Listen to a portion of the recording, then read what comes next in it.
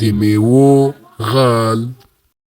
په وختونو کې یو سړی و چې ډېر یو لوی باغ یې درلوده.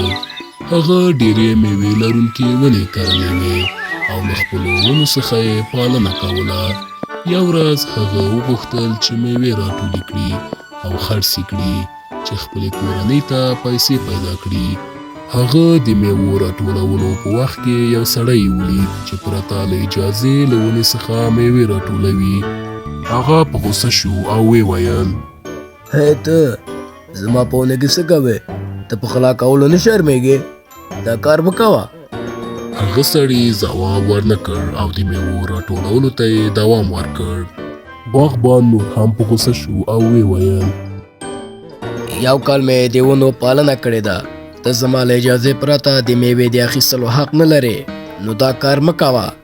هغه سړي په ځواب کې ورته وویل: دا د خدای باغ دی او زه د خدای بنده یم، نو زه حق لرم چې دا میوه واخلم. ته باید د خدای او د هغه بندګانو په کار کې مداخله ونه کړې.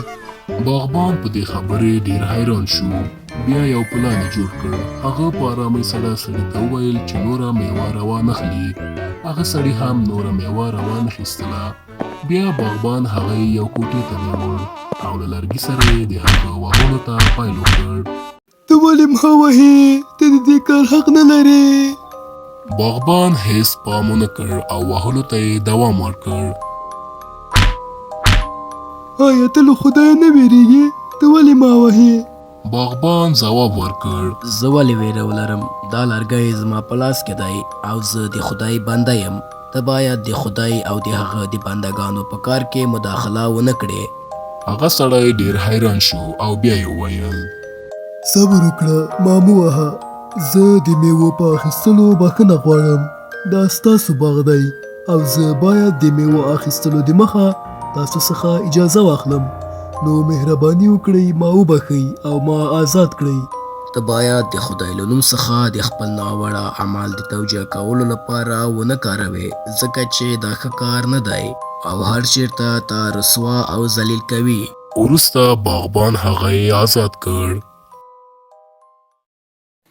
د نورو ویډیوګانو لپاره زموږ چینل لایک، سبسکرایب او زنګوله ووهئ.